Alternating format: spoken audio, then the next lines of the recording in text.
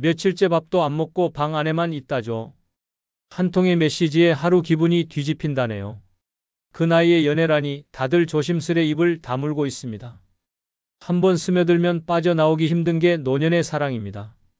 처음엔 설렘 같지만 그 속엔 외로움과 두려움이 서서히 뿌리 내립니다. 그리고 어느 날 그 감정은 집착으로 변해 일상과 인간관계를 휘청이게 만듭니다.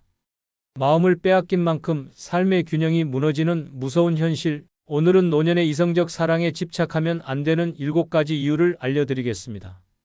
구독, 좋아요, 알림 설정 누르시면 시작하겠습니다.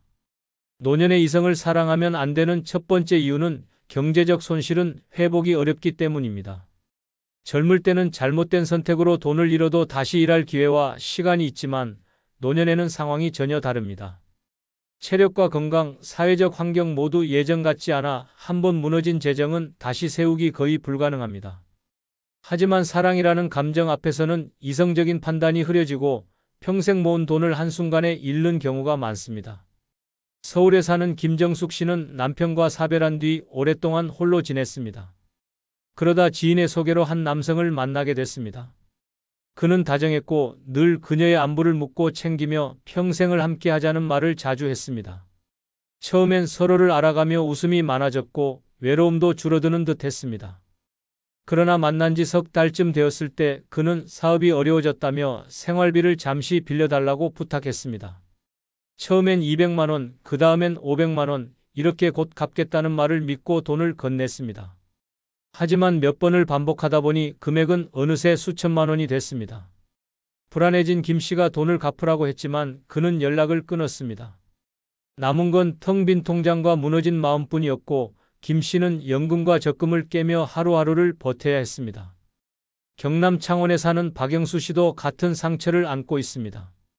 평생 농사로 모은 1억 원으로 조용한 노후를 꿈꾸던 그는 동네 모임에서 만난 한 여성과 빠르게 가까워졌습니다. 그녀는 여행을 좋아한다며 전국을 함께 다니자고 했고 박 씨는 흔쾌히 모든 경비를 부담했습니다. 몇 달이 지나자 그녀는 집 수리비, 건강검진비, 가족 선물 등 다양한 이유로 돈을 부탁했고 박 씨는 사랑하는 마음에 선뜻 내주었습니다. 그러나 1년이 채 되지 않아 통장은 바닥났고 부족한 생활비를 마련하기 위해 농기계까지 팔아야 했습니다. 결국 그녀는 연락을 끊고 사라졌고 박 씨는 빚과 깊은 상실감 속에 홀로 남았습니다. 그는 주변 사람들에게 외로운 건 참을 수 있지만 이런 배신과 돈 문제는 평생 지울 수 없다고 털어놨습니다. 이처럼 노년의 경제적 손실은 단순히 돈이 줄어드는 문제가 아닙니다. 그것은 병원비, 생활비, 마지막까지 나를 지켜줄 안전망을 잃는 것이며 한번 무너지면 다시 세울 방법이 거의 없습니다. 사랑이라 믿었던 순간의 선택이 남은 인생 전체를 뒤흔들 수 있기에 노년의 관계에서는 설렘보다 현실을 먼저 생각해야 합니다. 감정이 지갑을 열게 하는 순간 그 대가는 평생 안고 가야 할 짐이 될 수 있기 때문입니다. 노년의 이성을 사랑하면 안 되는 두 번째 이유는 사랑이 아닌 집착으로 변질되기 쉽기 때문입니다. 나이가 들어 시작하는 사랑은 마지막 사랑일지도 모른다는 생각이 강해져 놓치면 안 된다는 불안이 쉽게 커집니다. 처음엔 가슴이 뛰고 하루가 설레지만 시간이 지날수록 그 감정은 의존과 두려움으로 변하고 결국 상대를 옭아매는 집착이 됩니다. 이 집착은 사랑을 지키는 힘이 아니라 관계를 무너뜨리는 독이 됩니다. 경기도 수원에 사는 이선희 씨는 동네 커피숍에서 우연히 만난 남성과 빠르게 가까워졌습니다. 매일 통화를 하고 함께 시장을 보고 병원에도 동행하며 하루의 대부분을 공유했습니다. 하지만 몇 달이 지나자 작은 불안이 싹트기 시작했습니다. 그는 다른 손님과 길게 대화하는 모습만 봐도 가슴이 조여왔습니다. 그 불안은 곧 행동으로 이어졌습니다. 몰래 그의 휴대폰을 확인했고 약속이 없는 날이면 하루에도 수십 번 전화를 걸었습니다. 전화를 받지 않으면 어디야? 누구랑 있어? 라며 추궁했습니다. 처음엔 그녀의 관심을 애정으로 받아주던 그는 점점 숨이 막힌다며 연락을 줄였고 끝내 관계를 정리했습니다. 이 씨는 그제야 깨달았습니다. 자신이 했던 건 사랑이 아니라 그를 붙잡아 두려는 집착이었다는 것을. 전북 전주에 사는 김창호 씨도 비슷한 경험을 했습니다. 아내와 사별한 뒤 홀로 지내던 그는 한 문화센터 모임에서 만난 여인에게 마음을 열었습니다. 매일 안부를 묻고 함께 시간을 보내며 오랜만에 삶의 활기가 돌았습니다. 그러나 그녀가 가족 모임 때문에 며칠 연락을 하지 않자 불안이 폭발했습니다. 그는 새벽에도 전화를 걸고 답이 없으면 혹시 다른 사람을 만나는 것 아니냐고 따졌습니다. 처음엔 웃으며 넘기던 그녀도 점점 피곤하다는 표정을 지었고 전화나 만남을 피하기 시작했습니다. 김 씨는 불안함을 참지 못해 그녀의 지인을 통해 행적을 확인하려 했고 그 일로 큰 싸움이 벌어졌습니다. 결국 그녀는 관계를 끝내자고 했고 김 씨는 이후 깊은 우울감에 빠져 치료를 받았습니다. 그는 내가 한 건 사랑이 아니라 내 외로움을 달래줄 사람을 놓치지 않으려는 필사적인 매달림이었다고 고백했습니다. 이처럼 노년의 사랑은 외로움을 메우려는 기대와 의존이 강해 작은 변화에도 불안이 증폭되고 집착으로 변하기 쉽습니다. 하루의 중심이 상대에게만 쏠리면 상대의 말과 행동 하나하나에 의미를 부여하며 통제하려는 마음이 커집니다. 그러나 이런 집착은 결국 상대의 마음을 다치게 만들고 관계를 빠르게 무너뜨립니다. 사랑은 서로를 자유롭게 해야 하지만 집착은 서로를 가두는 족쇄가 됩니다. 노년의 사랑이 진짜 행복이 되려면 각자의 삶을 존중하고 독립성을 유지해야 합니다.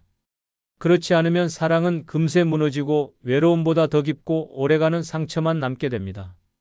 노년의 이성을 사랑하면 안 되는 세 번째 이유는 새로운 갈등이 외로움보다 더 고통스럽기 때문입니다. 외로움이 가끔 마음을 저리게 하지만 잘못된 관계 속에서 겪는 갈등은 훨씬 더 깊고 날카로운 상처를 남깁니다. 나이가 들면 이미 굳어진 생활 습관과 가치관이 쉽게 바뀌지 않기 때문에 서로 다른 두 사람이 함께할 경우 충돌은 피하기 어렵습니다. 부산에 사는 한 여성은 남편과 사별한 지 7년 만에 지인의 소개로 한 남성을 만났습니다. 첫 만남부터 대화가 잘 통했고 같은 지역에서 자라 비슷한 추억이 많았습니다. 처음 몇 주간은 매일 식사 약속을 잡고 함께 시장을 다니며 웃음이 끊이지 않았습니다. 하지만 한 달이 지나자 작은 불편함이 갈등으로 커졌습니다. 그는 새벽 5시에 일어나 TV를 켜고 뉴스를 크게 틀어놓았고 그녀는 아침 9시쯤 일어나 조용히 하루를 시작하는 걸 좋아했습니다. 식사 취향도 달랐습니다. 그는 매 끼니를 한식으로 챙겨야 했지만 그녀는 가끔 빵과 커피로 간단히 해결하고 싶어 했습니다. 처음엔 서로 맞추려 했지만 시간이 지날수록 사소한 차이가 쌓여 언성이 오갔습니다. 특히 손주 문제에서 크게 부딪혔습니다. 그는 손주들이 놀러오면 집안 규칙을 어기더라도 봐줘야 한다고 했지만 그녀는 집안 질서를 깨는 걸 참지 못했습니다. 결국 그녀는 차라리 혼자 살 때가 훨씬 편했다는 말을 남기고 관계를 끝냈습니다. 대전의 한 남성도 비슷한 과정을 겪었습니다. 은퇴 후 혼자 지내던 그는 사진 동호회에서 한 여인을 알게 됐습니다. 함께 여행을 다니며 사진을 찍고 전시회도 가면서 활력을 되찾았습니다. 그러나 두 사람의 금전 사용 습관이 문제였습니다. 그는 매달 일정 금액만 쓰며 저축하는 스타일이었지만 그녀는 여행이나 모임에선 아끼지 말자는 주의였습니다. 제주도로 여행을 가자는 제안이 들어왔을 때 경비를 두고 큰 다툼이 벌어졌습니다. 그는 저렴한 숙소와 소박한 식사를 원했지만 그녀는 호텔과 고급 식당을 고집했습니다. 결국 여행은 취소됐고 서로에 대한 불만이 쌓였습니다. 그 후에도 모임 회비나 선물 비용을 두고 매번 말다툼이 이어졌습니다. 그는 어느 날 술자리에서 친구에게 이럴 거면 외로운 게 낫다. 갈등이 이렇게 힘든 줄 몰랐다고 털어놨고 며칠 뒤 관계를 정리했습니다. 이렇듯 노년의 사랑에서 생기는 새로운 갈등은 단순한 의견 차이를 넘어 일상의 평온을 깨뜨립니다. 외로움은 혼자서 감당할 수 있지만 갈등은 상대가 있어야 풀리기에 더 무겁습니다. 서로 다른 생활 패턴, 금전 감각, 가족 문제에서 비롯된 충돌은 쉽게 해결되지 않고 매일을 불안과 긴장 속에 살게 만듭니다.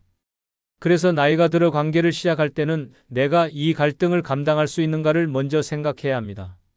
감당할 자신이 없다면 외로움이 오히려 더 가벼운 선택일 수 있습니다. 노년의 이성을 사랑하면 안 되는 네 번째 이유는 가족과 친구를 모두 잃을 수 있기 때문입니다. 새로운 사랑이 시작되면 마음이 들뜨고 하루가 설레지만 그 관계가 가족과 오래된 친구들과의 관계에 어떤 영향을 줄지는 깊게 생각하지 않는 경우가 많습니다. 특히 노년의 연애는 그동안 쌓아온 인간관계를 무너뜨릴 위험이 큽니다. 한 사람에게 모든 시간을 쏟다 보면 관계가 끝났을 때 남는 건 그 사람도 기존의 인연도 아닌 철저한 고립일 수 있습니다. 경기도 안양에 사는 최미자 씨는 남편과 사별한 지 10년 만에 지인을 통해 한 남성을 알게 됐습니다. 그는 늘 다정했고 손에 물 한 방울 안 묻히게 해주겠다며 그녀를 챙겼습니다. 가족들도 처음엔 엄마가 외롭지 않게 지내면 좋다며 응원했습니다. 그러나 만난 지 반년쯤 되자 그는 가족 모임에 함께 가는 걸 꺼렸습니다. 손주 돌잔치에도 혼자 다녀오라는 말에 그녀는 서운해했고 점점 가족 모임을 빠지기 시작했습니다. 대신 주말마다 그는 드라이브와 외식을 제안했고 그녀는 그 시간을 놓치기 싫어 가족 약속을 미뤘습니다. 하지만 생활비 일부가 그에게 쓰인 것을 알게 된 자녀들이 강하게 반대했고 대화는 싸움으로 번졌습니다. 결국 관계는 끝났지만 가족과의 거리는 이미 멀어져 있었습니다. 예전처럼 연락을 주고받지 않았고 명절에도 어색한 공기가 감돌았습니다. 부산에 사는 김도연 씨는 30년 지기 친구들과 자주 만나던 사람이었습니다. 그러던 어느 날 여행 모임에서 한 여성을 알게 됐고 함께하는 시간이 늘어나면서 친구 모임에 잘 나가지 않게 됐습니다. 친구들이 요즘 너무 안 보인다고 해도 그는 연애 중이니까 좀 봐달라며 웃어넘겼습니다. 시간이 지나자 그녀는 괜히 오해받을 일 만들지 말자며 그가 친구를 만나는 걸 꺼렸습니다. 결국 김 씨는 친구들과의 연락을 끊었고 몇 년 후 그녀와의 관계가 끝났을 때 남은 건 텅 빈 주소록뿐이었습니다. 전화를 걸어도 예전처럼 반갑게 맞아주는 사람은 없었고 그는 한번 멀어진 인연은 다시 붙잡기 어렵다는 걸 뼈저리게 느꼈습니다. 이처럼 노년의 사랑은 나도 모르게 가족과 친구와의 시간을 줄이고 모든 것을 한 사람에게 쏟게 만듭니다. 그러나 그 사랑이 끝나는 순간 남는 건 더 깊어진 외로움뿐입니다. 오랜 세월을 함께한 인연은 한번 끊기면 회복하기 힘들기에 노년의 관계에서는 한 사람의 사랑보다 여러 관계의 균형을 지키는 것이 훨씬 중요합니다.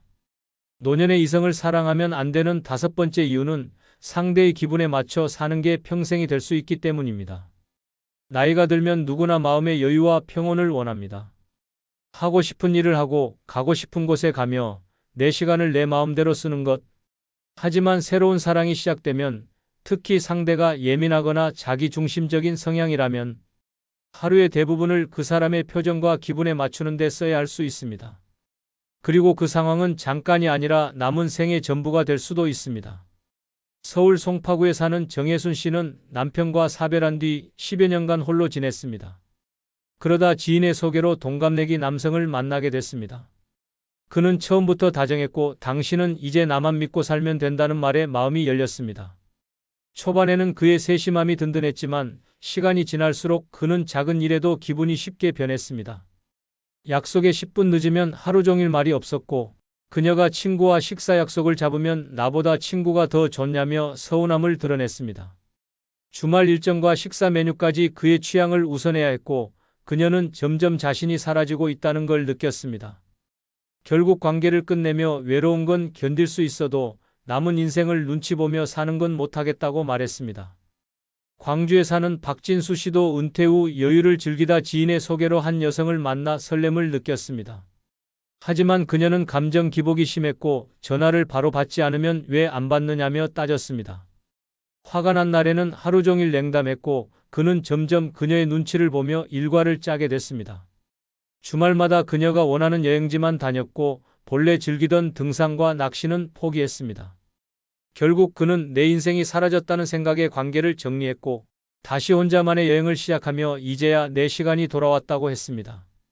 이렇듯 노년의 사랑에서 상대의 기분에 맞춰 사는 생활은 단순한 배려를 넘어 나의 선택권과 자율성을 잃는 결과로 이어집니다.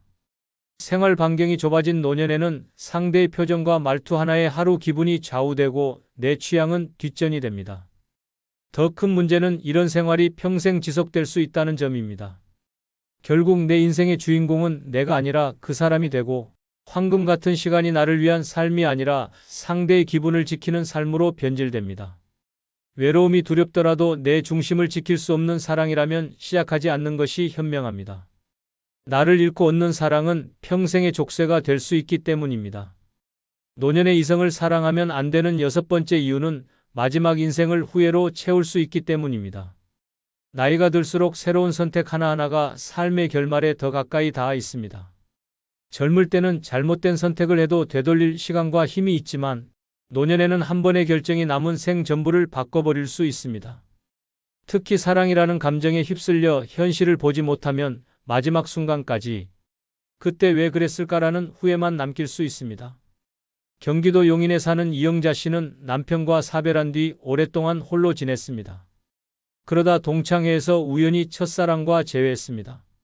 그는 옛날과 다름없이 따뜻했고 젊은 시절 못다한 사랑을 이어가자고 했습니다. 이 씨는 설렘에 빠져 주저없이 마음을 열었습니다. 하지만 만남이 길어질수록 그는 생활비와 병원비를 이유로 돈을 요구했고 이 씨는 젊은 날의 인연이니 믿자는 마음에 통장을 열었습니다. 결국 수천만 원이 빠져나갔고 자녀들은 이 사실을 알게 된 뒤 크게 화를 냈습니다. 관계는 끝났지만 이미 통장은 텅 비었고 자녀와의 관계도 서먹해졌습니다. 이 씨는 마지막 인생을 행복으로 채우고 싶었는데 후회와 불신만 남았다며 눈물을 흘렸습니다. 부산에 사는 장성훈 씨는 70대 초반에 한 교회 모임에서 여성을 만나 교제하게 됐습니다. 그녀는 활발하고 사교적이었지만 시간이 지날수록 장 씨의 생활을 바꾸려 했습니다. 주말마다 자신의 가족 모임에 데리고 가고 취미 활동을 줄이라고 했습니다. 장 씨는 처음엔 맞춰주면 관계가 더 깊어질 거라 생각했지만 점점 숨이 막혔습니다. 결국 그는 오래 즐기던 낚시 모임과 친구들과의 여행을 포기했고 하루 대부분을 그녀의 일정에 맞춰야 했습니다. 3년이 지나 관계가 끝났을 때 그는 친구도 취미도 생활의 자유도 모두 잃은 상태였습니다. 그 시간을 다시 돌릴 수 있다면 절대 그렇게 살지 않겠다는 말이 그의 결론이었습니다. 이처럼 노년의 사랑이 반드시 행복으로 끝나는 건 아닙니다. 오히려 사랑이라는 이름으로 시작해 남은 시간을 후회로 채우는 경우가 적지 않습니다. 경제적 손실, 인간관계의 단절, 잃어버린 자유와 자존감은 단순히 과거의 아픔이 아니라 노년의 매일을 무겁게 짓누르는 짐이 됩니다. 젊을 때라면 다시 시작할 수 있지만 노년에는 되돌릴 기회가 거의 없습니다. 마지막 인생을 어떻게 채울지는 온전히 나의 선택에 달려 있습니다.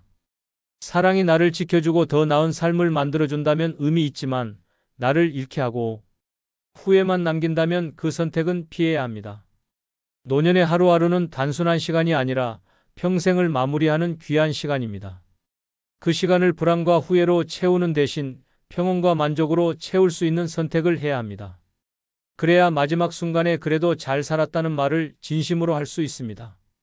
노년의 이성을 사랑하면 안 되는 7번째 이유는 경제권을 넘기고 다시 되찾지 못할 수 있기 때문입니다. 젊을 때는 실수로 돈을 잃어도 다시 벌 수 있지만 노년에는 재기의 시간이 거의 없습니다. 그럼에도 사랑하는 사람을 믿는 마음에 통장이나 재산 관리를 맡겼다가 돌이킬 수 없는 손실을 보는 경우가 많습니다. 한 번 넘긴 경제권은 돌려받기가 어렵고 그 결과 남은 생의 안전망마저 무너질 수 있습니다.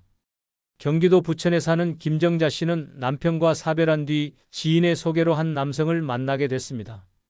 그는 자상했고 경제적으로도 여유 있는 듯 보였습니다. 교제를 시작한 지 반년쯤 되었을 때 그는 우리 이제 부부처럼 살 텐데 생활비 관리도 내가 할게라며 통장을 맡겼습니다. 김 씨는 처음엔 망설였지만 믿는 사람에게 맡기는 게 편하다는 생각에 동의했습니다. 그러나 몇 달 뒤부터 이상한 지출 내역이 늘었고 예금도 빠르게 줄어들었습니다. 항의하자 그는 당신을 위해 쓴 거다라며 화를 냈습니다. 관계가 틀어진 후 통장을 돌려받으려 했지만 이미 대부분의 돈이 사라지고 없었습니다. 김 씨는 외로운 마음에 믿었는데 그 대가가 남은 인생의 불안이 될 줄 몰랐다고 한탄했습니다. 전북 군산에 사는 박영호 씨는 은퇴 후 모아둔 퇴직금과 노후자금을 꼼꼼히 관리하며 살았습니다. 그러던 중 한 봉사 모임에서 만난 여성과 가까워졌습니다. 그녀는 재정관리 경험이 있다며 돈을 잘 굴려주겠다는 제안을 했습니다. 박 씨는 전문성이 있다니 좋다며 전 재산이 들어있는 통장과 인감도장을 건넸습니다. 처음 몇 달간은 이자가 붙은 통장 내역을 보여주며 안심시켰지만 1년이 지나자 연락이 뜸해지고 집 주소마저 바뀌어 있었습니다. 결국 그는 통장과 도장을 잃은 채 경찰에 신고했지만 이미 돈은 인출된 뒤였습니다. 수십 년 모은 돈이 한순간에 사라졌고 그는 이후 월세와 기초연금으로만 생활해야 했습니다. 이렇듯 노년의 사랑에서 경제권을 넘기는 일은 단순한 신뢰의 표현이 아니라 평생 지켜온 삶의 기반을 상대에게 맡기는 행위입니다. 경제권을 잃으면 생활비와 의료비 등 필수 지출조차 내 마음대로 쓰지 못하게 되고 그 불평과 불안은 매일을 무겁게 만듭니다. 설령 관계가 틀어져도 법적으로 되찾는 과정은 길고 복잡하며 대부분은 회복이 불가능합니다. 노년의 돈은 단순한 재산이 아니라 남은 인생을 지탱하는 마지막 버팀목입니다. 감정이 아무리 깊어져도 경제권만큼은 스스로 지켜야 합니다. 사랑은 마음으로 나누는 것이지 통장 비밀번호나 인감 도장까지 내어주는 것이 아닙니다. 한번 무너진 경제권은 다시 되돌리기 어렵다는 사실을 잊지 말아야 합니다. 그래야만 마지막까지 내 삶의 주인이 될 수 있습니다. 노년의 이성을 사랑하는 일은 달콤한 설렘으로 시작하지만 끝은 전혀 다를 수 있습니다. 사랑이라는 이름 아래 무너지는 건 마음만이 아닙니다. 통장이 비고 친구와 가족이 멀어지고 내 시간과 자유까지 빼앗길 수 있습니다. 남은 생을 함께 걸어가려던 그 길이 어느 날 갑자기 후회와 고립, 빈손의 현실로 바뀔 수 있습니다. 설렘은 잠깐이지만 대가는 평생입니다. 감정에 휩쓸린 한 번의 선택이 인생의 마지막 페이지를 비극으로 채울 수 있다는 걸 잊지 마십시오. 끝으로 영상이 마음에 드셨으면 990원 멤버십 가입해 주시면 큰 복 받으실 겁니다. 감사합니다. 다 부질없습니다. 평생 쥐고 있던 명함, 자식 잘 되라고 바쳤던 희생, 노후를 위해 악착같이 모아둔 돈까지 결국 나이 들어 혼자 남으면 아무 소용 없습니다. 자식은 바쁘고 친구는 멀어지고 병원 진료 카드만 남은 채 고요한 방에서 하루를 보내게 됩니다. 울려주지 않는 전화기, 열리지 않는 문 앞, 끝없이 늘어진 하루. 그렇게 무너지는 노후를 막으려면 단 5가지만 준비하면 됩니다. 그걸 갖춘 사람만이 혼자 살아도 최고로 자유롭고 안전한 노년을 누립니다. 구독, 좋아요, 알림 설정 누르시면 시작하겠습니다. 첫 번째 준비할 것은 나를 지킬 수 있는 법적 권리입니다. 노년의 법적 권리는 단순한 서류 한 장이 아닙니다. 그것은 내 재산과 내 몸, 내 인생을 끝까지 내 손에 쥐고 지킬 수 있는 마지막 방패입니다. 법적 권리를 모르고 사는 노인은 집 한 채와 평생 모은 돈을 순식간에 빼앗기고도 아무 말 못하는 희생양이 됩니다. 가족이라 해도 친구라 해도 사람 마음은 언제든 변합니다. 특히 노년에는 건강이 약해지고 판단력이 흐려질 때가 많아 한번 잘못된 서류에 도장을 찍는 순간 모든 걸 잃을 수 있습니다. 법을 모르는 노인은 물 위에 띄운 나뭇잎처럼 아무 방향 없이 떠다녀 결국 다른 사람의 손에 운명을 맡기게 됩니다. 경기도 안산에 사는 최성호 씨는 70세가 넘어서야 법적 권리의 무서움을 깨달았습니다. 아내와 사별한 후 외로움을 견디지 못하고 60대 후반에 재혼을 했습니다.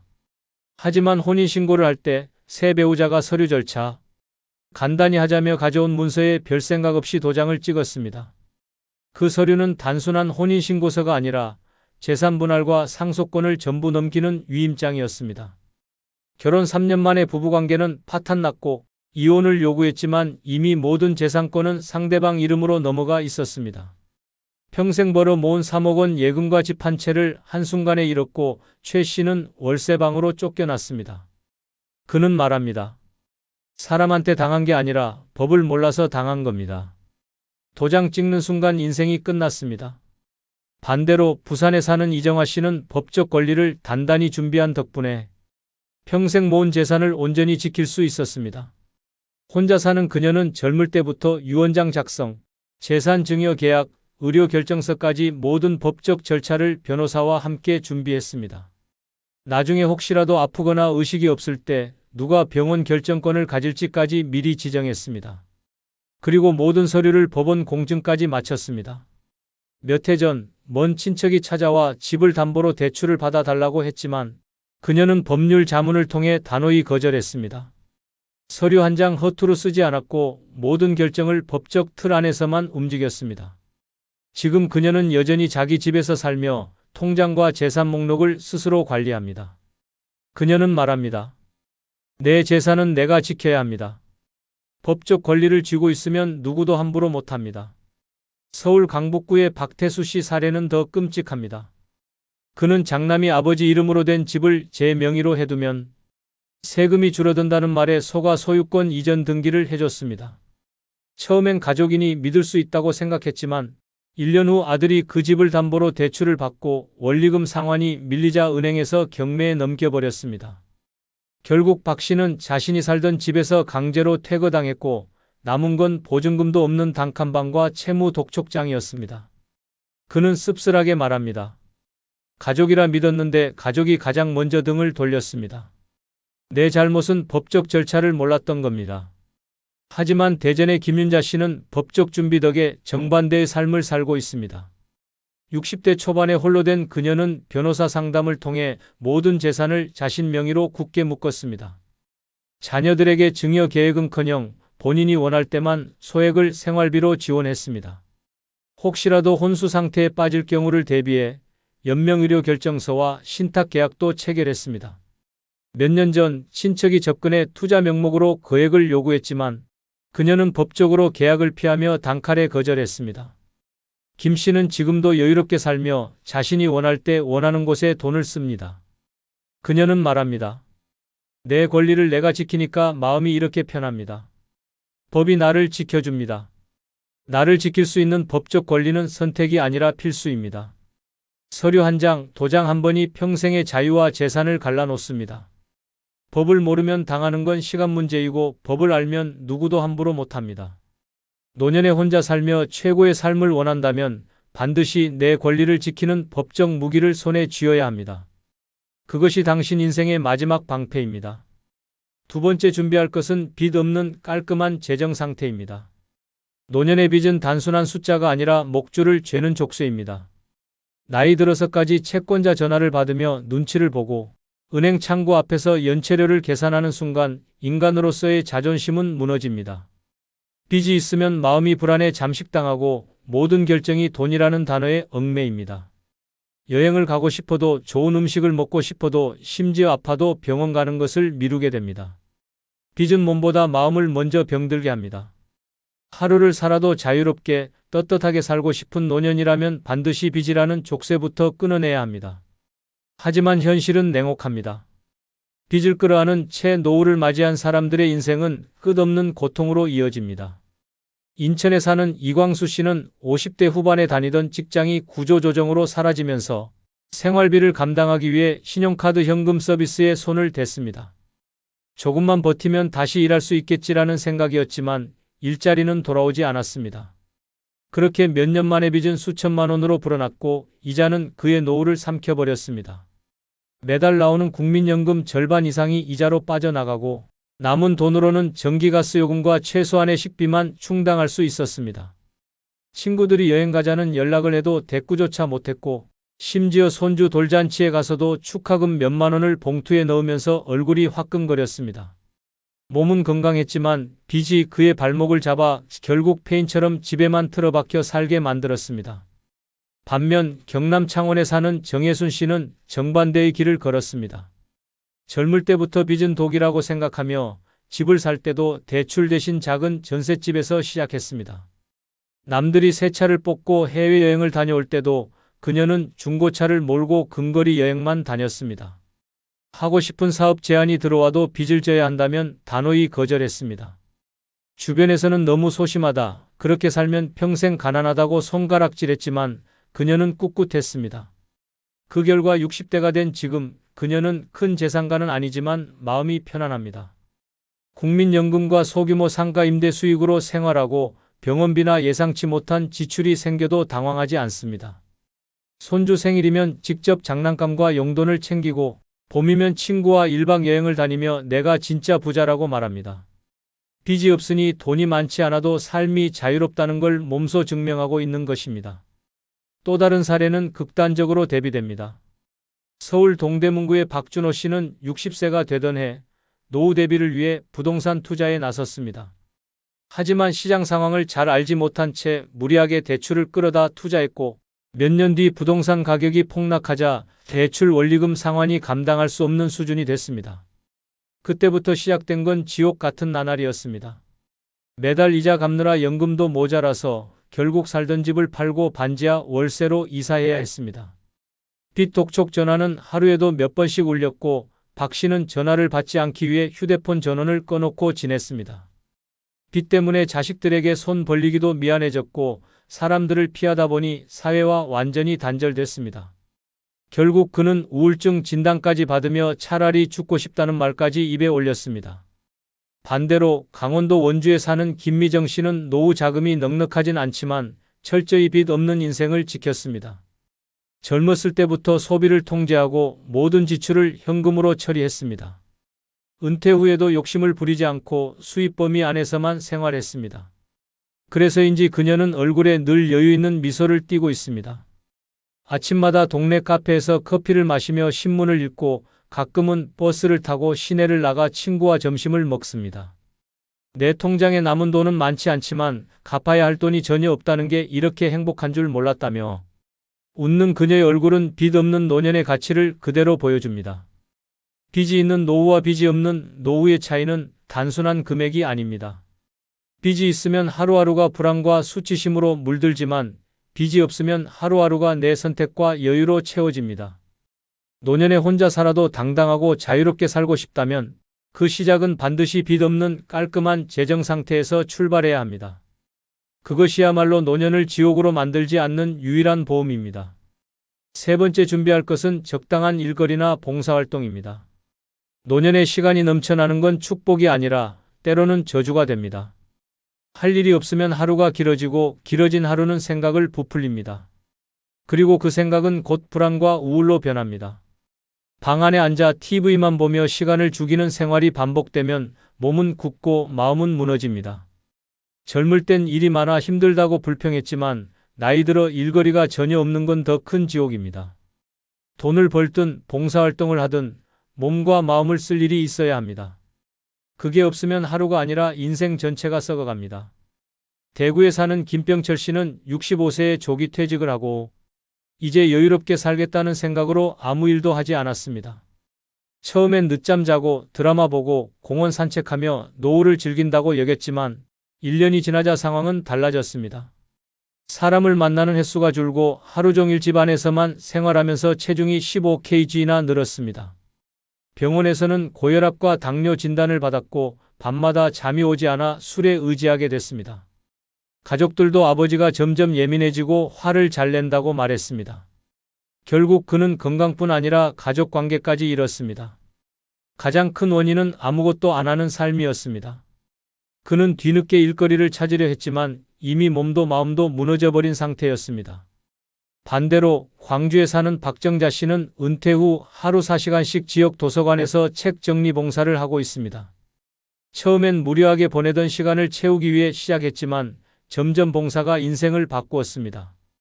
아이들이 건네는 고맙습니다라는 한마디, 함께 일하는 봉사자들과의 짧은 대화가 하루를 웃게 만들었습니다. 박 씨는 말합니다. 돈은 못 벌어도 이 시간이 제일 값집니다. 내가 누군가에게 필요한 사람이란 게 이렇게 행복한 줄 몰랐어요. 덕분에 그녀는 규칙적인 생활을 유지하며 건강검진에서 오히려 혈압과 혈당이 좋아졌다는 결과를 받았습니다. 봉사활동이 몸과 마음을 동시에 살린 것입니다. 서울 마포구의 이영수 씨는 퇴직 후 5년 동안 아무 일도 하지 않았습니다. 친구들이 놀 때가 제일 좋다고 부추겼지만 시간이 갈수록 그는 사람들을 피하게 됐습니다. 만나면 대화할 주제가 없었기 때문입니다. 뉴스, 날씨, 건강 얘기뿐인 대화가 지루했고 결국 약속도 줄었습니다. 집에서 스마트폰만 보며 하루를 보냈고 점점 외부 활동이 줄자 우울증이 찾아왔습니다. 병원 진료를 받고 항우울제까지 복용했지만 무기력은 쉽게 사라지지 않았습니다. 그는 내가 쓸모없는 존재가 된 것 같았다고 말했습니다.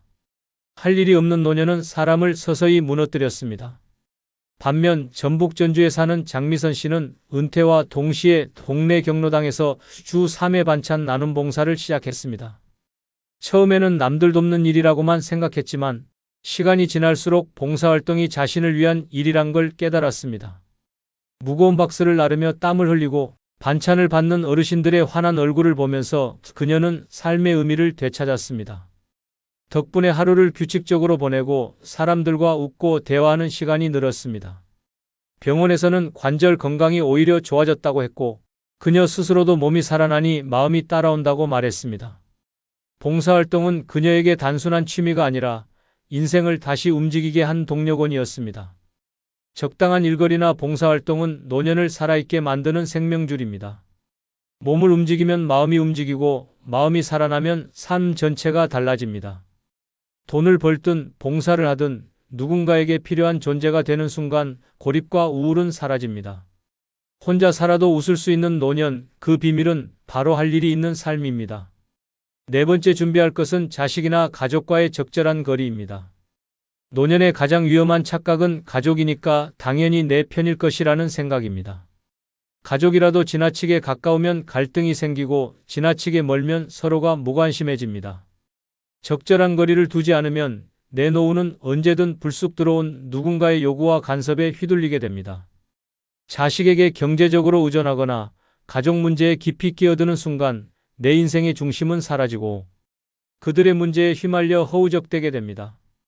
특히 노년에 마음 붙일 곳이 가족뿐이라고 생각하는 사람일수록 갈등이 터지면 그 충격은 몇 배로 커집니다.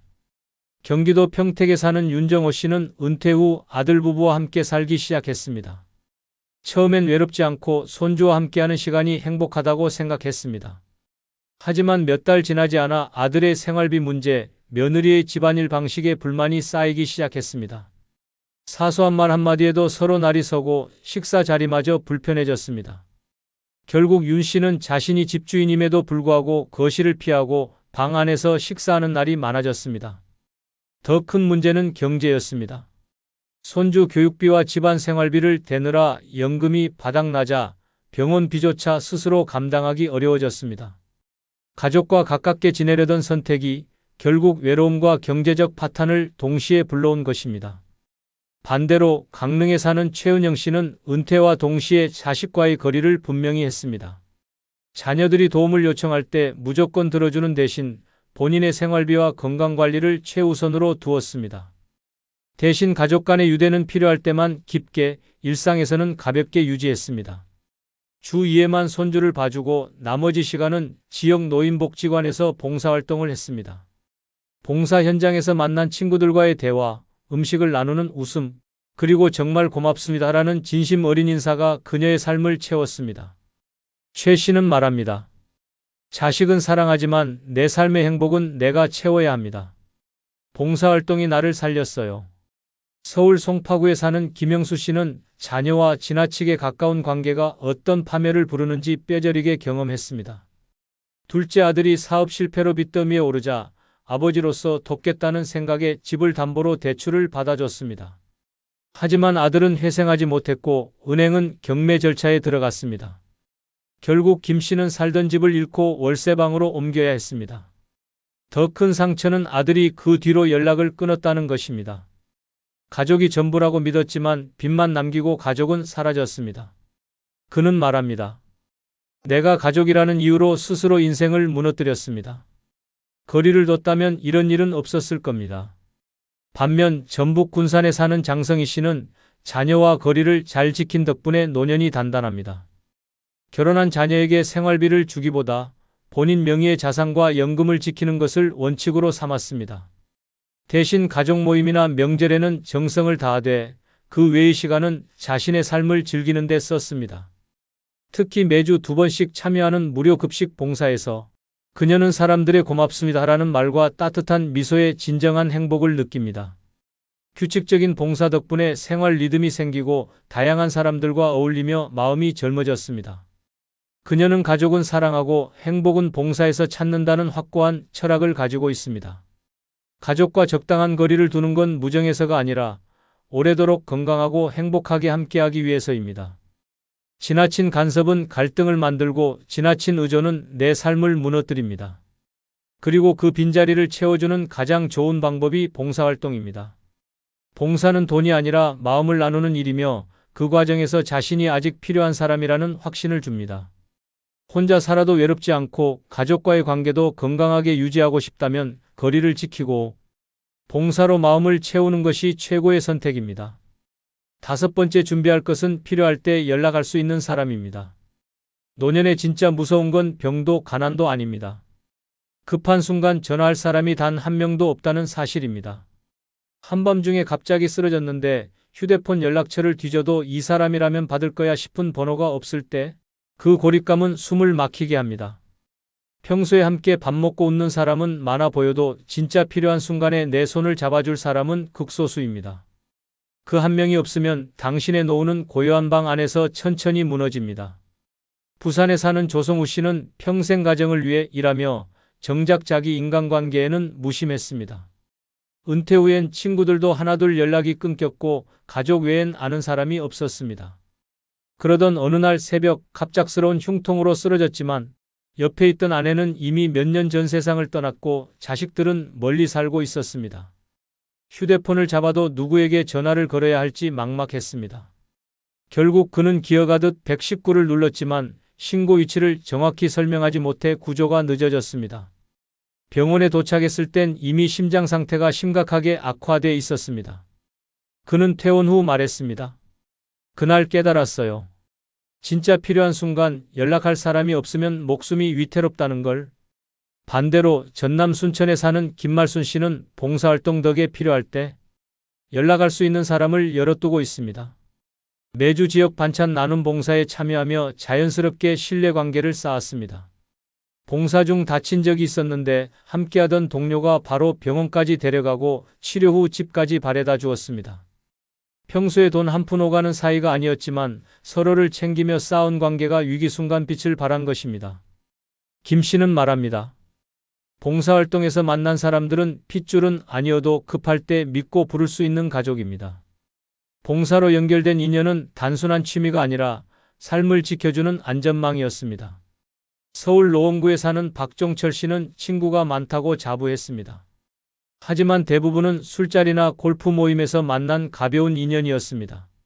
어느 겨울 욕실에서 미끄러져 발목이 골절됐을 때 그는 한참 동안 바닥에 앉아 휴대폰을 붙잡고 있었습니다. 머릿속에 떠오르는 이름은 많았지만 이 사람은 번거롭다고 거절하겠지라는 생각에 번호를 누르지 못했습니다. 결국 택시를 불러 혼자 응급실로 갔고 깁스를 한 채 버스를 타고 집으로 돌아왔습니다. 그날 이후 그는 사람 사이의 거품이 얼마나 허무한지 깨달았습니다. 급할 때 연락할 수 없는 인연은 없는 것과 같았습니다. 반면 강원도 춘천에 사는 이선자 씨는 봉사활동으로 만든 단단한 관계망 덕에 혼자 살아도 두렵지 않습니다. 경로당 어르신들의 말벗 봉사를 하면서 알게 된 동년배와 후배들이 그녀의 생활을 든든하게 지켜줍니다. 지난해 겨울 독감으로 며칠 동안 집에 못 나온 그녀에게 봉사 모임. 동료가 직접 약과 죽을 사다 주었고 병원 진료까지 동행했습니다. 이선자 씨는 말합니다. 피 한 방울 안 섞였는데 가족보다 더 든든했어요. 봉사로 맺은 인연이 없었다면 그날 난 방에서 홀로 쓰러져 있었을 겁니다. 필요할 때 연락할 수 있는 사람은 하루아침에 생기지 않습니다. 평소에 마음을 나누고 함께 시간을 보내며 신뢰를 쌓아야 합니다. 그 가장 좋은 방법이 봉사활동입니다. 돈이 아니라 마음으로 맺은 인연은 위기에서 빛을 발합니다. 노년에 혼자 살아도 당당하고 안전하게 살고 싶다면 지금 당장 그 한 명, 아니 그 이상을 만들어야 합니다. 그것이 당신을 지켜줄 가장 현실적이고 강력한 무기입니다. 영상 댓글에 여러분들의 다양한 의견을 적어주시기 바랍니다. 아울러 영상이 조금이라도 도움이 되셨다면 멤버십 가입해 주시면 복 받으실 겁니다. 여러분의 노년을 응원합니다. 감사합니다. 어머니, 이번 달 생활비는 괜찮으세요? 아버지, 병원은 다니고 계신 거죠? 할머니, 이번엔 그냥 오세요. 괜찮아요.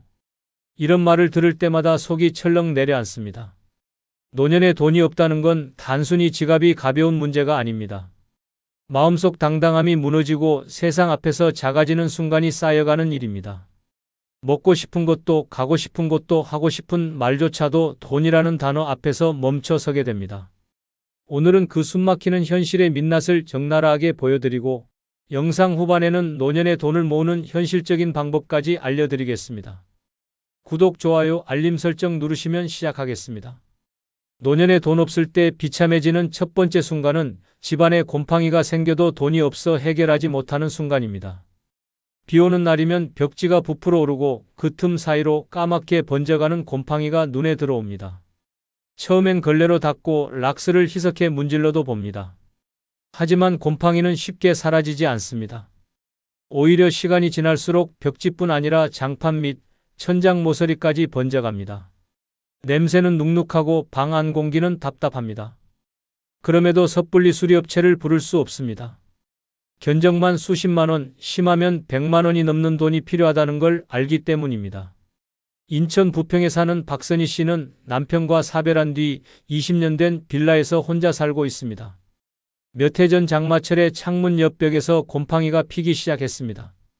처음엔 청소기로 빨아내고 세제를 뿌려봤지만 다시 피어나는 속도가 더 빨랐습니다. 결국 벽지가 들뜨고 부스러지기 시작했지만 수리비가 80만 원이 넘는다는 말에 그냥 덮어두기로 했습니다. 손님이라도 오면 가구를 옮겨 곰팡이를 가렸습니다. 하지만 여름이 되면 곰팡이 냄새가 옷장 안까지 스며들어 외출할 때마다 옷에 곰팡내가 밴 건 아닌지 불안했습니다. 경남 창원에 사는 최상호 씨도 같은 고민을 안고 살았습니다. 오래된 단독주택에서 겨울을 보내고 난 뒤 봄이 오자 안방벽 전체가 거뭇하게 변했습니다. 습기와 곰팡이가 뒤섞인 냄새 때문에 잠을 설치는 날이 많았지만 은퇴 후 생활비만으로 버티는 입장에서 도배와 단열 공사를 할 엄두가 나지 않았습니다. 한 번은 딸이 손주를 데리고 놀러 오겠다고 했지만 곰팡이 냄새가 심해 집이 좀 어수선하다며 거절했습니다. 손주가 오길 바랐지만 곰팡이 핀 벽 앞에서 웃을 자신이 없었습니다. 전북 군산에 사는 김정자 씨는 곰팡이와의 전쟁을 3년째 이어가고 있습니다. 비가 많이 오던 해 베란다 문틈으로 스며든 물이 거실 장판 밑까지 번졌습니다. 장판을 들춰보니 곰팡이가 이미 시커멓게 자리 잡고 있었습니다. 장판을 교체하려면 최소 50만 원이 든다는 이야기에 그냥 위에 덮개를 깔고 살았습니다. 하지만 곰팡이 냄새는 사라지지 않았습니다. 여름이면 더 심해져 머리가 아프고 기침이 잦아졌습니다. 병원에서 알레르기성 기관지염 진단을 받았지만 의사는 곰팡이 원인을 제거하지 않으면 약만으로는 소용없다고 했습니다. 정자 씨는 약을 먹으며 하루하루 버텼습니다. 이렇게 돈이 없으면 집안의 곰팡이는 단순한 미관 문제가 아니라 건강과 존엄을 위협하는 재앙이 됩니다. 곰팡이 냄새가 스며든 집에서는 친구를 초대할 수 없고 가족마저 부르기 꺼려집니다. 결국 사람과의 관계가 줄고 집안에서의 고립감이 깊어집니다. 벽에 번진 곰팡이를 볼 때마다 이 집이 내 인생의 얼굴 같다는 생각이 들고 마음마저 눅눅해집니다. 돈이 없다는 건 집을 고치지 못하는 불편함만이 아닙니다. 곰팡이처럼 삶에 서서히 번지는 자존심의 상처를 방치하는 일입니다. 단 한 번의 수리비를 마련하지 못해 매일 숨 쉴 때마다 불편함을 느끼고 사람을 피하고 결국 웃음을 잃게 됩니다.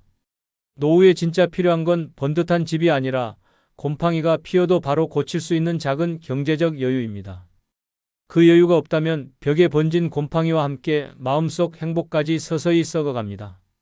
노년에 돈 없을 때 비참해지는 두 번째 순간은 가장 싼 식재료만 고르며 장보는 순간입니다. 가게 문을 열고 들어서는 순간부터 머릿속 계산기가 미친 듯이 돌아갑니다. 오늘 한 끼를 해결할 예산은 고작 5천 원. 싱싱한 딸기나 잘 숙성된 한우는 아예 시야에서 지웁니다. 눈이 닿는 건 늘 같은 자리, 세일표가 붙은 채소 코너와 유통기한 하루 남은 반값 고기.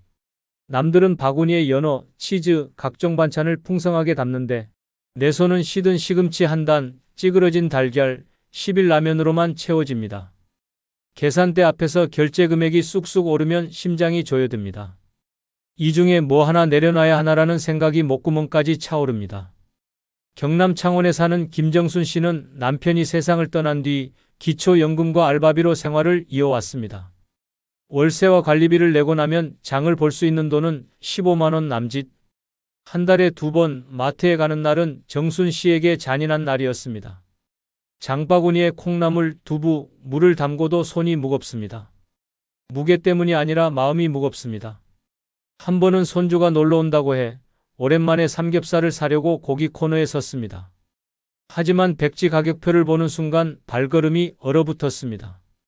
대신 1,800원짜리 닭봉을 들고 스스로 위로했습니다. 양념 잘하면 맛있게 먹을 거야. 손주가 와서 고기를 찾았지만 밥상 위엔 닭볶음과 콩나물국이 전부였습니다. 할머니, 고기 없어? 라는 순수한 질문에 정순 씨는 웃으며 다음에 사줄게라고 답했지만 부엌에 들어서자 눈물이 쏟아졌습니다.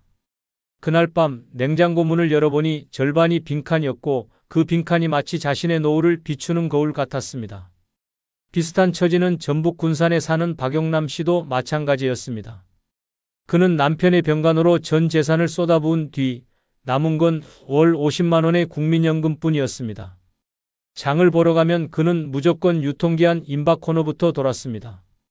한 번은 우유가 마시고 싶어 냉장고 앞에 섰다가 500ml짜리조차 제값 주기가 아까워 발길을 돌렸습니다. 대신 1,000원짜리 커피 믹스를 담으며 이걸로 버티자고 혼잣말했습니다. 이렇게 돈이 없으면 장 보는 시간이 행복이 아니라 벌칙이 됩니다. 원하는 걸 고르는 기쁨이 아니라 버릴 걸 고르는 고통이 먼저입니다. 살 수 있는 것과 절대 살 수 없는 것의 경계가 점점 좁아지고 그 선은 매달 더 가혹해집니다. 집에 돌아와 냉장고를 열면 싸구려 식재료 몇 개가 덩그러니 놓여 있고 그걸로 한 주를 버텨야 합니다. 그 순간 가난은 단순히 배를 채우는 문제가 아니라 내 삶에서 선택할 권리를 송두리째 빼앗아갑니다. 그리고 그 권리를 잃은 순간 노년의 하루는 점점 더 초라해지고 마음마저 굶어가기 시작합니다. 노년에 돈 없을 때 비참해지는 세 번째 순간은 각종 모임에서 밥값이 부담돼 피하는 순간입니다. 모처럼 친구들에게 전화가 옵니다. 이번 주에 점심 한번 할까? 예전 같으면 두말 없이 나갔겠지만 지금은 머릿속이 복잡해집니다.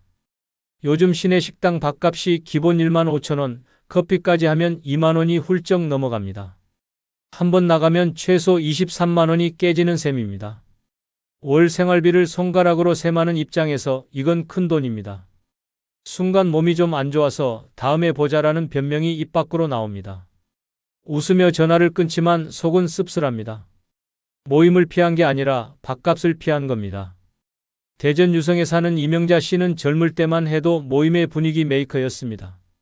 주말이면 친구들과 점심 먹고 차 마시고 노래방까지 이어지는 날이 많았습니다. 하지만 남편이 사업 실패와 함께 노후 자금이 증발하면서 상황이 달라졌습니다. 지금은 기초연금과 파트타임 일당으로 생활을 이어갑니다. 한 달 용돈이라 해봐야 10만 원 남짓. 그런 상황에서 친구 모임은 사치였습니다. 한 번은 40년 지기 친구가 생일이라고 점심을 하자고 했습니다. 마음 같아선 꽃다발에 선물까지 사서 가고 싶었지만 지갑 사정을 생각하니 발걸음이 떨어지지 않았습니다. 밥값도 겨우 낼 판에 무슨 선물이야 라는 생각에 결국 전날 밤 몸이 아프다는 문자를 보냈습니다. 친구는 괜찮아, 다음에 보자라고 답했지만 그 이후로 연락이 뜸해졌습니다. 명자 씨는 한동안 휴대폰 벨소리가 울릴 때마다 가슴이 철렁 내려앉았습니다. 혹시 또 모임 초대일까봐. 서울 송파에 사는 박태수 씨도 비슷한 경험을 했습니다. 은퇴 후 매달 모이던 동호회가 있었습니다.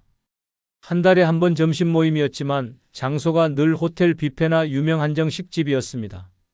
1인 3만 원 이상은 기본, 거기에 회비까지 얹히니 모임 하루가 지나면 지갑이 텅 비었습니다. 몇 번은 카드를 긁었지만 결제일이 돌아올 때마다 한숨이 나왔습니다. 그러다 결국 모임을 그만두었습니다. 처음에는 바쁘다는 핑계를 댔지만 시간이 지날수록 연락 자체가 끊겼습니다.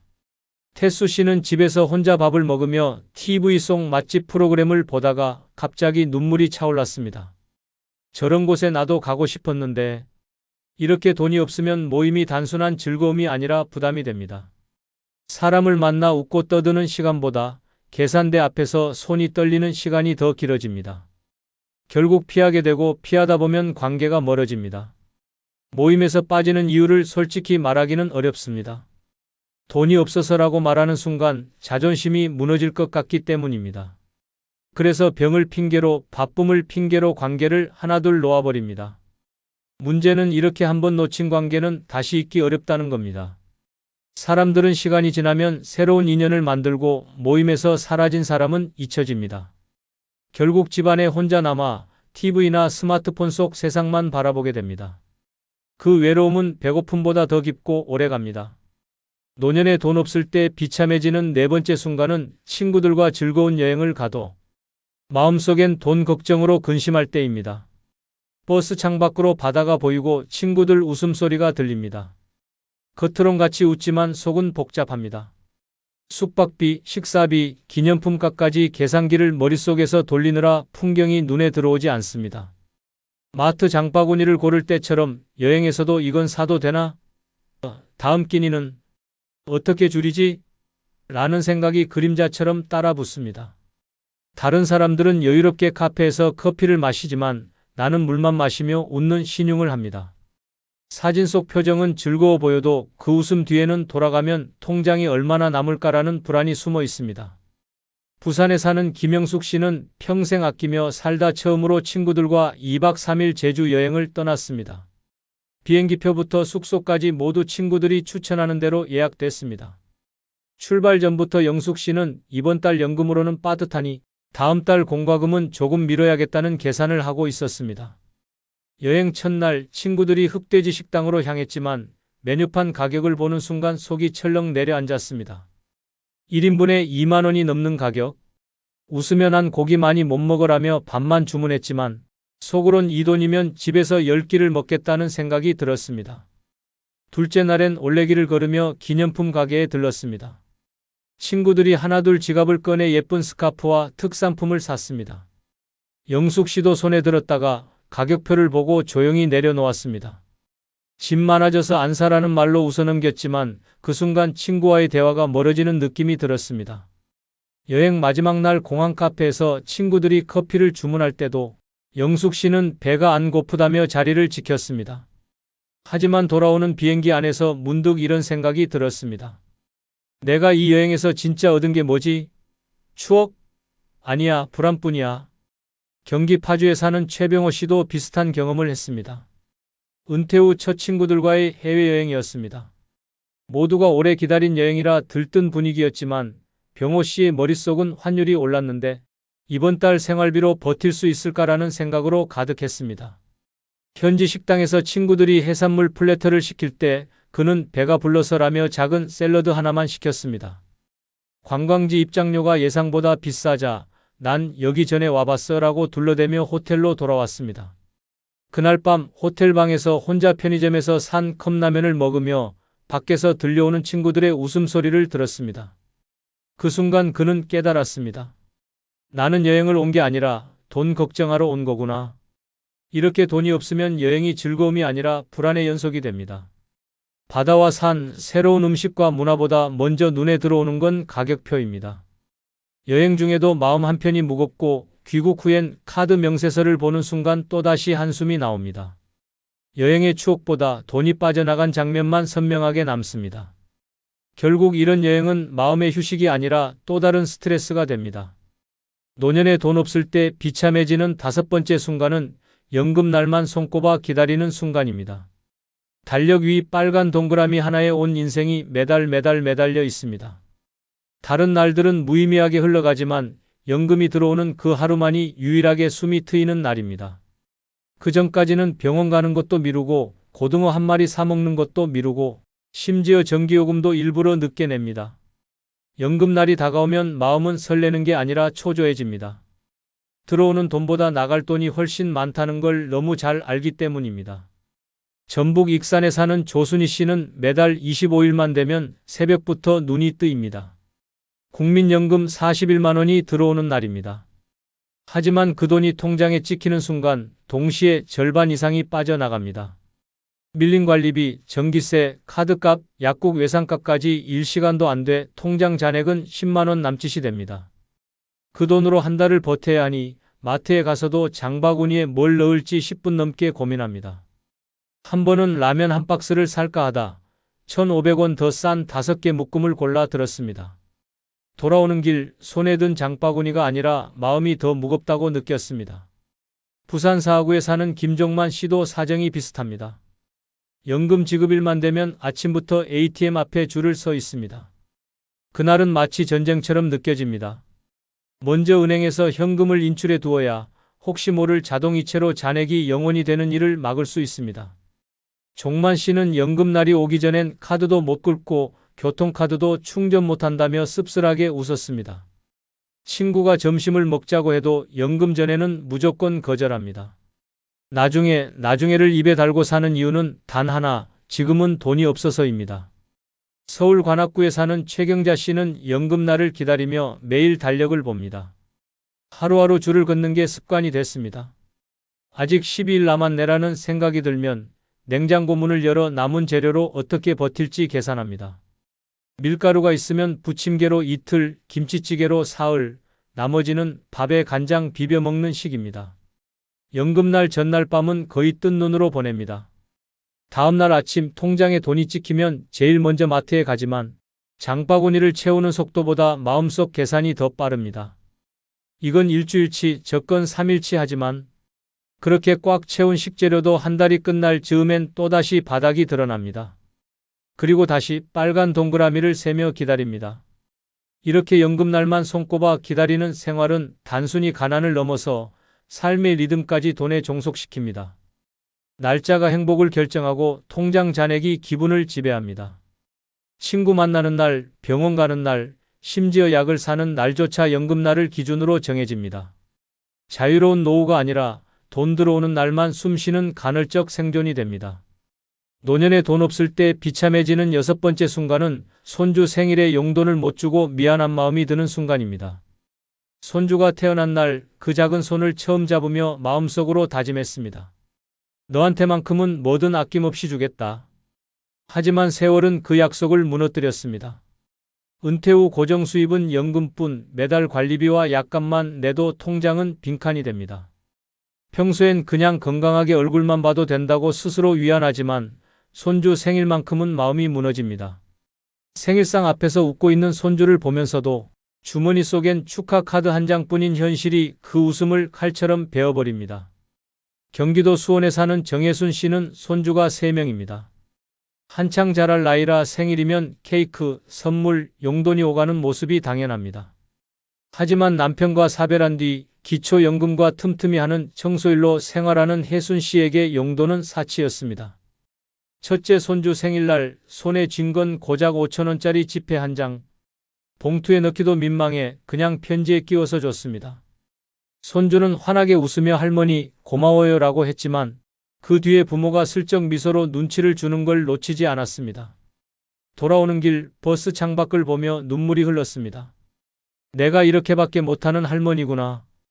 부산 해운대에 사는 이성호 씨는 은퇴 전엔 명절이나 생일이면 10만 원, 20만 원씩 용돈을 주던 할아버지였습니다. 자식들도 손주들도 우리 아버지 통 크다라고 자랑했습니다. 하지만 은퇴 후 사업 실패로 빚까지 지면서 상황이 달라졌습니다. 둘째 손주 생일에 겨우 케이크 하나만 사갔습니다. 아이가 용돈 봉투를 기대하는 눈빛을 보자 성호 씨는 괜히 케이크 상자를 열며 이거 내가 좋아하는 거야 라며 웃었습니다. 하지만 마음속에선 칼로 쑤시는 듯한 부끄러움이 몰려왔습니다. 집에 돌아와 봉투 하나 못 건넨 자책감에 잠을 이루지 못했습니다. 전북 전주에 사는 최미자 씨는 한 번의 경험 이후 아예 손주 생일날을 피합니다. 예전에 빈손으로 손주 생일에 갔다가 옆에서 다른 친척들이 두툼한 봉투를 건네는 모습을 보고 고개를 들 수 없었습니다. 그날 이후 생일이 다가오면 일부러 감기 기운이 있다며 가지 않습니다. 손주 목소리를 듣고 싶은 마음보다 봉투 하나 준비 못하는 수치심이 더 크기 때문입니다. 하지만 전화를 걸어 생일 축하한다라고 말할 때마다 목소리가 떨립니다. 이렇게 돈이 없으면 손주 생일이 기쁨이 아니라 두려움이 됩니다. 축하해주고 싶은 마음은 크지만 현실은 그 마음을 담아낼 여유를 허락하지 않습니다. 손주가 웃는 날 할머니 할아버지의 마음은 오히려 울고 있는 것입니다. 가족끼리의 따뜻한 자리에서조차 위축되고 손주의 기억 속에 주는 사람이 아닌 아무것도 못하는 사람으로 남을까봐 겁이 납니다.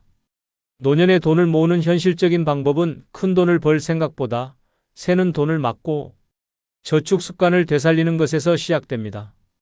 첫째, 생활비 구조를 재정비해야 합니다. 매달 나가는 고정 지출을 종이에 적고 꼭 필요한 것과 줄일 수 있는 것을 구분합니다. 사용하지 않는 구독 서비스, 불필요한 보험료, 과도한 통신비부터 줄이면 효과가 큽니다. 이렇게 절약한 금액은 반드시 따로 모아야 합니다. 작은 돈이라도 저축 통장으로 옮겨두면 쌓이는 속도가 다릅니다. 둘째, 꾸준한 저축을 습관화하는 것입니다. 금액이 적어도 상관없습니다. 하루 1,000원, 한 달 3만 원이라도 손대지 않는 통장에 자동 이체를 걸어두면 의식하지 않아도 돈이 모입니다. 저축의 핵심은 금액이 아니라 계속 유지하는 힘입니다. 셋째, 현금 흐름을 만드는 방법을 찾으십시오. 건강이 허락한다면 가벼운 아르바이트나 재능을 살린 소일거리를 하세요. 도보 택배 배달, 카드 배송 업무 등 나이에 맞는 일은 의외로 많습니다. 고정 수입이 한 줄 더 생기면 저축 속도가 빨라집니다. 넷째, 받을 수 있는 연금과 복지 혜택을 최대한 활용하세요. 기초연금, 주거급여, 건강보험 감면 등은 신청만 해도 생활비를 줄여주고 그만큼 저축 여유를 만듭니다. 마지막으로 소비 습관을 바꾸는 것이 중요합니다. 충동구매 대신 3일 고민법을 쓰고 장을 볼 땐 필요한 목록만 들고 가며 전략한 금액은 곧바로 저축 계좌로 옮기는 습관을 만드십시오. 노년에 돈을 모은다는 건 단순히 전략이 아니라 전략한 돈을 반드시 저축으로 연결시키는 생활 방식입니다. 이렇게 모인 돈이야말로 노후의 숨통을 트이게 하는 진짜 힘입니다. 여러분의 노후를 응원합니다.